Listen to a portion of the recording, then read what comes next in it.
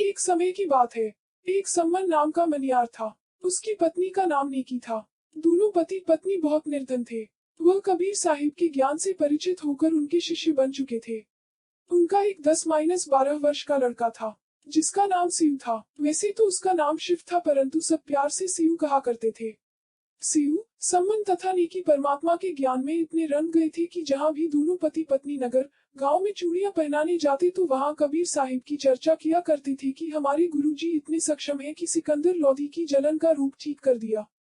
एक गाय काट दी थी सिकंदर लोधी ने, वह जीवित कर दी।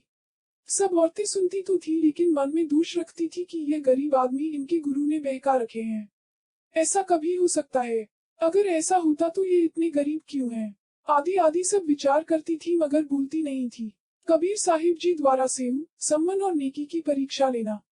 एक दिन सेव घर में अपने माता पिता से चर्चा कर रहा था कि एक बार गुरुजी अपने घर आ जाएं तो जो गांव के बच्चे यूं कहते हैं कि तुम्हारे गुरुजी तो राजाओं के जाते हैं, शेठ शाहूकारों के जाते हैं, तुम्हारे घर क्यों नहीं आते? तुम्हारे घर आए हैं कभी? जब तुम्हारे घर आए तब मानेंगे तुम्हारे गुरुजी कोई भेदभाव नहीं करते। इस प्रकार बच्चे शिव को चिढ़ाते, जिस कारण शिव बहुत दुखी था। उस दिन चर्चा ही चल रही थी कि इतने में कबीर साहिब अपने दो शिष्यों कमाल तथा शेख फरीद के साथ उनके घर अचानक पहुंच गए। आवाज लगाई, कोई है घर पे? तीनों ने आवाज सुनी तो विचार किया कि आवाज तो गुरुजी की लगती है। फिर सोचा गुरुजी यहाँ कैसे आ सकते हैं। इतने में कबीर साहिब ने दोबारा आवाज लगाई तो तीनों के तीनों पीछे वाली कुटिया से आगे गेट की तरफ दौड़ पड़े। तीनों कबीर साहिब को द्वार पर खड़ा देखकर स्तब्ध रह गए कि यह हकीकत देख रहे हैं या कोई स्वप्न। कहीं आशा भी नहीं थी उनको कि उनके द्वार पर स्वयं परमात्मा आएंगे। तब कमाल ने कहा कि गुरुजी को बैठने के लिए भी कहोगे या खड़ी रखोगे? तब उनका स्वप्न सा टूटा, चरणों में गिर गए, दंडवत प्रणाम किया, फिर वह बैठ गए। काफी समय तक परमात्मा की चर्चा चलती रही। फिर सम्मन ने कहा कि परमात्मा खाने का विचार बताएं, खाना कब खाओगे? कबीर साहिब ने कहा कि भाई भूख तो लगी है, सभी पैदल चलकर आए हैं, आप भोजन की तैयारी करो। सम्मन इतना गरीब था कि कई बार घर में अन्न का एक दाना भी नहीं होता था। सारा परिवार सादा मिलता था। आज वही दिन था। घर के अंदर जाकर अपनी पत्नी नेकी से कहा कि भोजन, महागुरु जी को भूख लगी है, सभी भोजन करेंगे। तब नेकी ने कहा कि घर पर अन्न का एक दाना भी नहीं है। सम्मन ने कहा आस पड़ोस करने वालों से ऋण मांग लूं। नेकी ने कहा कि मुझे शक हो गया था, लेकिन किसी ने भी आटा नहीं दिया। वे आटे हुए भी जानबूझकर नहीं दिया और कह रहे हैं कि आज तुम्हारे घर तुम्हारे गुरुजी आए हैं। तुम कहते थे कि हमारे गुरुजी भगवान हैं। आपके गुरुजी भगवान हैं तो मानने की आवश्यकता क्यों पड़ी? ये ही भर देंगे तुम्हारे घर को, आपके गुरुजी तो बहुत चमत्कार करते हैं, आदि -2 कह कर मजाक करते हैं। नहीं तो कच आटा तो कोई भी देता है गांव में, लेकिन ये पैसे वाले होने के कारण आज हमारी गरीबी का मजाक उड़ा रहे हैं। सम्मन ने कहा कि तुम्हारा चीर गिरवी रखकर 3 सेर आटा ले जाता हूँ। विचार करने की बात है कि द्रौपदी का चमत्कार पर महाभारत हो गया था। इज्जत और बेइज्जती का सवाल था, और दूसरी तरफ सम्मन अपने गुरुदेव की सेवा के लिए, उन्हें भोजन देने के लिए, अपनी पत्नी की चीर गिरवी रखने को तैयार था। तब नेकी ने कहा कि मैं लेकर गया था इस चीर को, लेकिन यह चीर फटा है, इसे कोई गिरवी भी नहीं रखता है। सम्मन सोच में पड़ रहा है। कलेजा पकड़कर जमीन पर बैठ जाता है और अपने दुर्भाग्य को कोसते हुए कहता है कि मैं कितना अभागा हूँ। यहोवा आज मेरे घर आए और मैं उनका भोजन न करूं। हे परमात्मा, ऐसे पापी प्राणी को पृथ्वी पर क्यों भेजा जाता है? मैं इतना नीचा रहा हूँ कि पिछले जन्म में कोई पुण्य नहीं किया। अब सतगुरु को क्या मुंह दिखाऊं? यह कहकर अंदर कोठी में जाकर फूट -2 कर रोने लगा। बहुत चिंतित हो गए। तब उसकी पत्नी नेकी कहने लगी कि चिंता मत करो, कुछ यत्न करो। रो मत, परमात्मा आए हैं, इनके ठेस पहुंचेगी, सोचेंगे हमारे आने से तंग आकर रो रहे हैं। सम्मन ने कहा बताओ क्या यत्न करूं? नेकी ने कहा कि अभी गुरुदेव जी को हाथ जोड़ कर कह दो कि परमात्मा भोजन सुबह करोगे, वो तो अंतर्यामी है, सब समझ जाएंगे। तो सम्मन ने कहा कि फिर सुबह सुबह कहाँ से लाएंगे? मैं भोजन तो करवा नहीं पा रहा हूँ, गुरुदेव को झूठा और बनाऊंगा। भगवान को प्रसन्न करने के लिए शिव व सम्मन का सेठ के घर चोरी करने जाना। तब नेकी ने कहा कि आप आज रात्रि में दोनों पिता पुत्र जाकर कहीं से सेर पुराना 8 किलोग्राम के लगभग आटा चुरा कर लाना, केवल संतों व भक्तों के लिए। फिर इनको भोजन करवा कर विदा कर देंगे। तब लड़का शिव बोला, माँ गुरुजी सत्संग में कहते हैं कि चोरी करना पाप है। फिर आप भी मुझे शिक्षा दिया करती कि बेटा कभी चोरी नहीं करनी चाहिए। जो चोरी करते हैं उनका सर्वनाश होता है। आज आप यह क्या कह रही हो माँ? क्या हम पाप करेंगे माँ? अपना भजन नष्ट हो जाएगा। माँ, हम 84 लाख योनियों में कष्ट पाएंगे। ऐसा मत कहो माँ। माँ, आपको मेरी कसम। तब नीकी ने कहा, पुत्र तुम ठीक कह रहे हो, चोरी करना पाप है, परंतु पुत्र हम अपने लिए नहीं बल्कि संतों के लिए करेंगे। जिस नगर में निर्वाह किया है, इसकी रक्षा के लिए चोरी करेंगे। नीकी ने कहा, बेटा इस नगर में माया अधिक है। ये नगर के लोग अपने से बहुत चिढ़ते हैं। हमने इनको कहा था कि हमारे गुरुदेव कबीर साहिब पूर्ण परमात्मा पृथ्वी पर आए हुए हैं। इन्होंने एक मृतक गौ तथा उसके बच्चे को जीवित कर दिया था, जिसके टुकड़े सिकंदर लोधी ने करवाए थे। एक लड़के तथा एक लड़की को जीवित कर दिया। सिकंदर लोधी राजा का जलन का रोग समाप्त कर दिया तथा श्री स्वामी रामानंद जी कबीर साहिब के गुरुदेव को सिकंदर लोधी ने तलवार से कत्ल कर दिया था। वे भी कबीर साहिब ने जीवित कर दिए थे। इस बात का ये नगर वाले मजाक कर रहे हैं और कहते हैं कि आपके गुरु कबीर तो भगवान आपके घर को भी अन्न से भर देंगे। फिर क्यों अन्न के लिए घर घर डूलती फिरती हो? ये नादान प्राणी है। यदि आज साहिब कबीर इस नगरी का अन्न ग्रहण किए बिना चले गए तो इसका दोष इस नगर को बदल देगा। काल भगवान भी इतना नाराज हो जाएंगे कि कहीं भी इस नगरी को समाप्त न कर दे। हे पुत्र, इस अनर्थ को बचाने के लिए अन्न की चोरी करना है।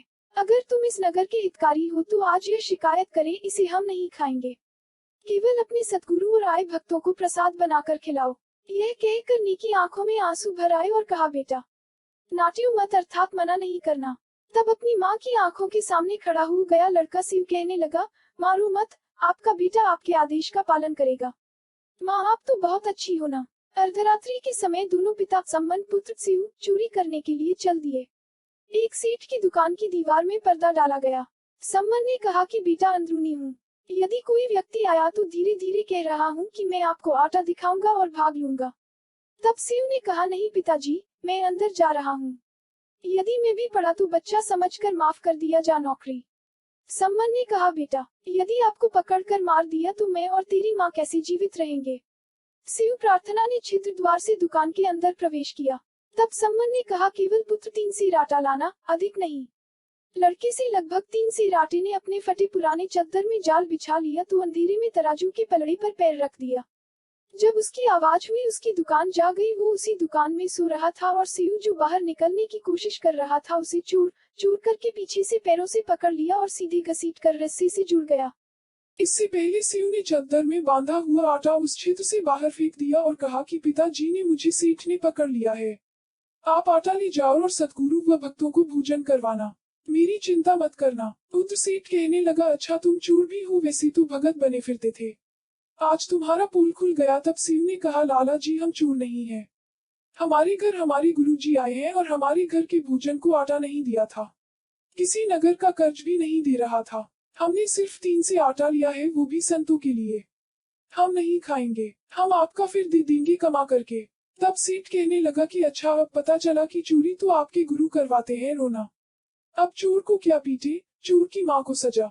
सुबह होने दो, राजा को शिकायत कर आपके गुरुजी को सजा देंगे। शिव और चिंतनशील हो गए कि यह तो झूम उठा, कल को यह लोग गुरुजी की बेइज्जती करेंगे, उन्हें कितना दुख पहुंचेगा। पुत्र आटा लेकर सम्मन घर पर चला गया तो शिव को न पाकर नीकी ने लड़की से पूछा कि कहाँ है। सम्मन ने कहा कि उसे सेठ जी ने पकड़कर थंब से बांध दिया। तब नीकी ने कहा कि तुम वापस जाओ और लड़के का सिर काट दिया, क्योंकि लड़का अपने घर पर पहचान कर लेगा। फिर सतगुरु को देखकर नगर वाले कहते हैं कि ये हैं जो चोरी करवाते हैं। हो सकता है सतगुरु देव जी को परेशान करें। हम पापी अपने कर्ता को भोजन के स्थान पर रिकॉर्ड न करवा देंगे। आपके बच्चे की गर्दन टूटी ताकि लाला डर से मरी कुछ कर न सके।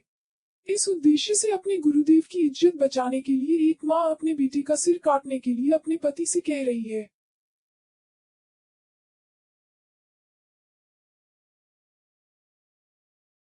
पिता सम्मन का पुत्र शिव का सिर काटना। सम्मन ने हाथ में कर्थ लंबा छुरा लिया तथा दुकान पर जाकर धीमी आवाज में कहा, शिव बेटा एक बार गर्दन बाहर निकाल, कुछ जरूरी बातें करनी है। कल तो हम नहीं मिल पाएंगे, हो सकता है यह आपको मरवा दे। तब शिव उस सेठ बनिए से कहता है कि सेठ जी बाहर मेरा बाप खड़ा है, कोई जरूरी बात करना चाहता है। तब सेठ ने कहा, नहीं तुम भाग जाओगे।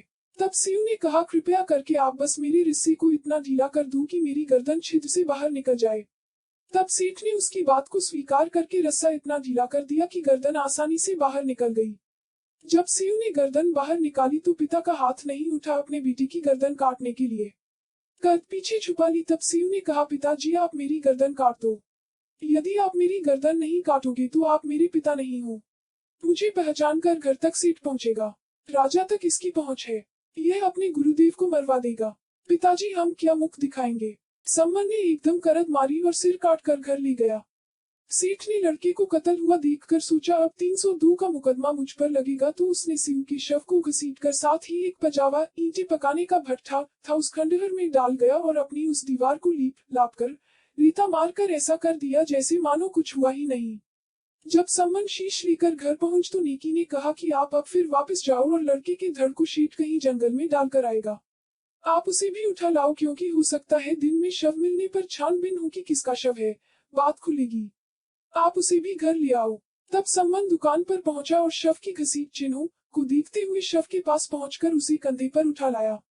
लाकर अंदर कोठे में रखकर ऊपर पुराने कपड़े गुदर डाल दिए और सिर को अलमारी के ताक एक हिस्से में रखकर खिड़की बंद कर दी। कुछ समय के बाद सूर्योदय हुआ। लड़के का कत्ल हुआ पड़ा है। सम्मन नेकी से कहा कि रोना मत। अगर आप रो पड़े तो गुरुजी को पता चल जाएगा, फिर वो भोजन नहीं खाएंगे। तब फिर नेकी ने स्नान किया, सतगुरु व भक्तों का खाना बनाया तथा कहा कि गुरुदेव जी से भोजन की प्रार्थना करो, उनको शाम से भूख लगी होगी, इसलिए वक्त से बना दिया है। और उन्होंने सुबह जल्दी जाने के लिए भी कहा था, तो वक्त से खाकर फिर चले जाएंगे।